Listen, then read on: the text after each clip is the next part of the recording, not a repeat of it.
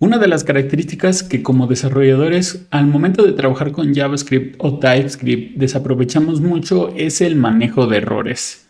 De hecho, hay todo un tema muy profundo a discutir sobre cómo manejar errores dentro de una aplicación web. Entonces vamos a ver aquí en este pequeño tutorial algunos tips, consejos y buenas prácticas si es que quieres aprovechar el uso de errores en JavaScript.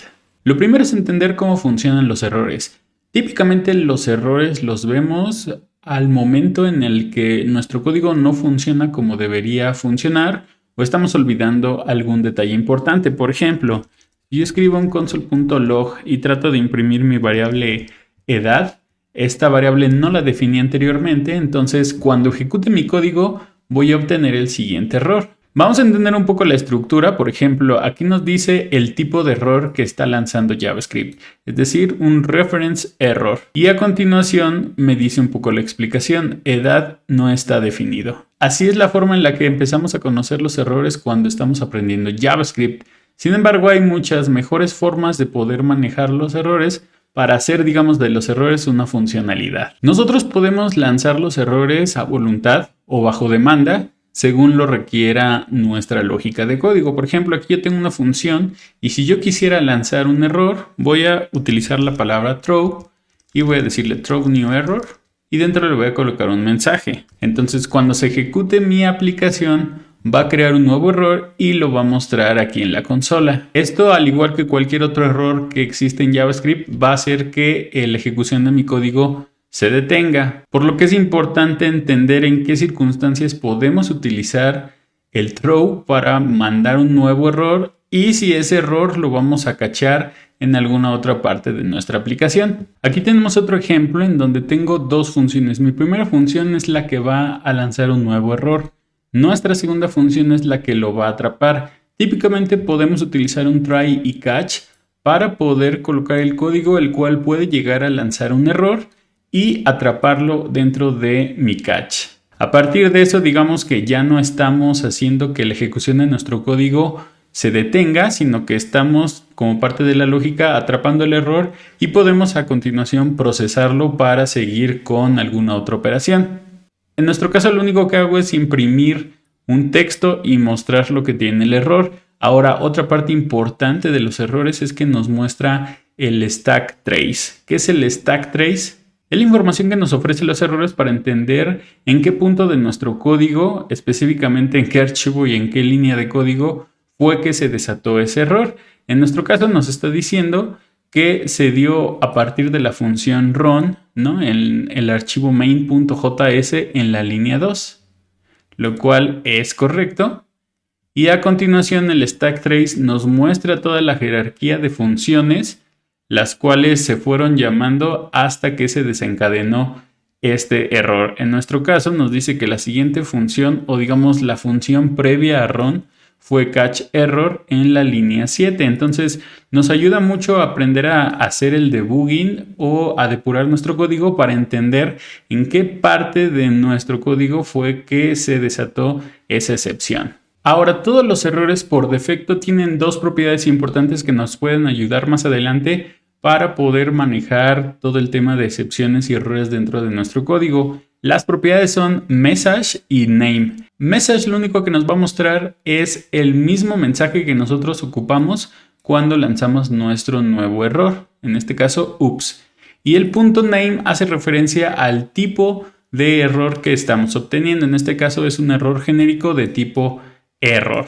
Si nosotros cambiamos nuestra clase inicial de error por type error o algún otro por defecto de JavaScript, vamos a obtener ese mismo tipo de error en nuestra consola. Lo que nos lleva a un escenario bastante común para el manejo de errores. Aquí tenemos un ejercicio un poco más completo. Imagínate que tienes que validar una URL. Imagínate que vas a recibir en tu función de run un string, la cual vas a convertir en un objeto de tipo URL y vas a obtener uno de los parámetros, el cual es el token, y lo vas a imprimir.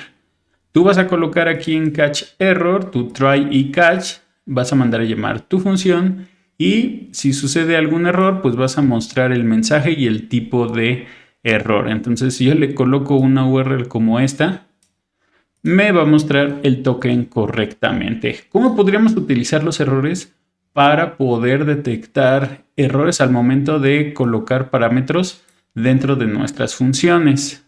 Primero, ¿qué pasa si yo no coloco una URL válida? Por ejemplo, esto, lo que va a hacer JavaScript va a hacer mostrar un error porque mi clase URL está esperando una URL, digamos, con la estructura correcta para poder procesarla. En este caso me dice fail to construct URL, invalid URL, es de tipo type error. Entonces, ¿cómo podemos manejar esta lógica para que podamos utilizar los errores correctamente y darle al usuario información de que a lo mejor la URL que ingresó está mal, o simplemente al developer sepa a nivel de logs que existe un escenario en donde la URL puede ser compartida de forma incorrecta? Podemos hacer un condicional y decir que si nuestra variable de error es una instancia del tipo type error, entonces muestre un mensaje. Aquí estoy mostrando en la consola, pero podríamos utilizar alguna alerta, algún modal, algo que le dé información al usuario de que esa URL no es válida. Ahora, ¿cuál sería el escenario si yo comparto la URL pero sin el parámetro del token? Yo puedo hacer un condicional para validar que token existe o no, pero ¿cómo lo haríamos utilizando errores? Algo que yo puedo hacer es crear errores personalizados que se adapten a mis necesidades y que de alguna forma estén más alineados a la lógica de mis aplicaciones. Algo que podemos hacer es tomar como referencia nuestra clase inicial error y extenderla a través de la creación de una nueva clase. Vamos a hacer lo siguiente, escribir class, por ejemplo, token error, y extiende a nuestra clase base error. A continuación voy a inicializar el constructor en el cual yo voy a solicitar también un mensaje inicial de la misma forma que nos lo pide nuestra clase error. Y a partir de ahí pues mando a llamar al constructor de mi clase de error pasándole como parámetro el mismo mensaje. Después de eso puedo agregar un nuevo condicional dentro de mi catch para hacer referencia a que si error es una instancia de token error, pues se muestre otro mensaje. Lo único que me faltaría sería una forma de poder tirar el error, pero que sea de tipo token error. Ahora, ¿cómo mandamos a llamar a nuestro nuevo error?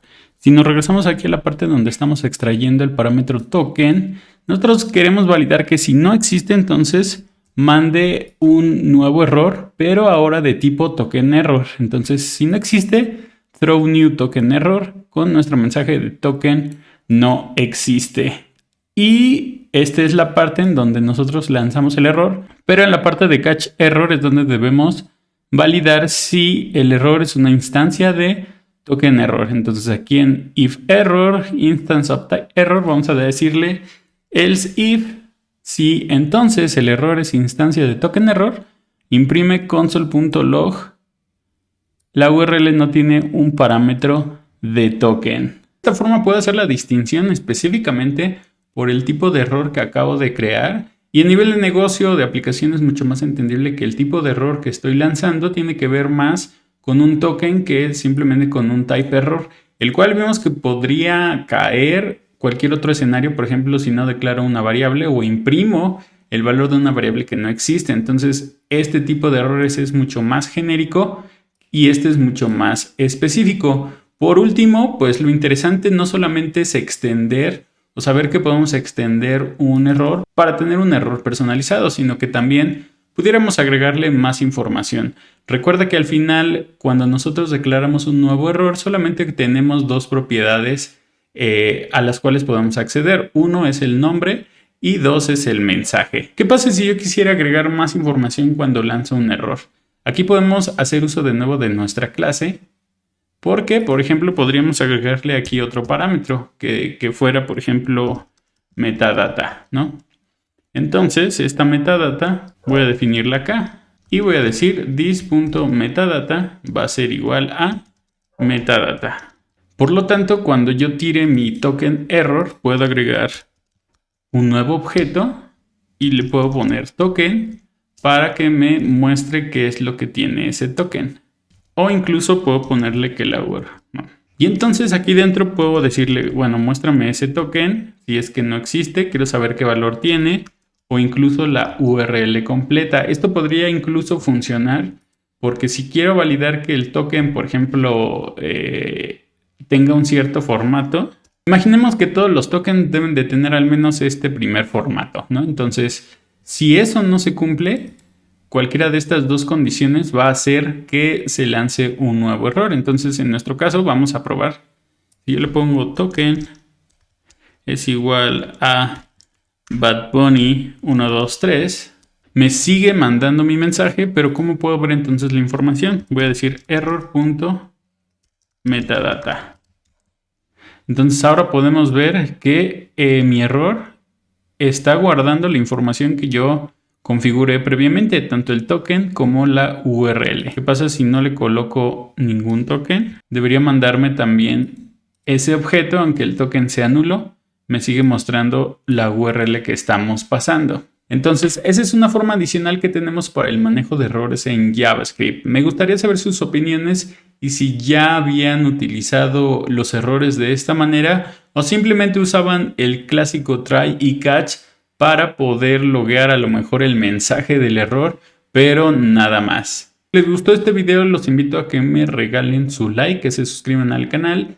Y si quieren ver más contenido relacionado con JavaScript, les dejo una playlist aquí. Y también un tutorial de algunas alternativas al tradicional console.log que pueden ser más útiles al momento de encontrar errores.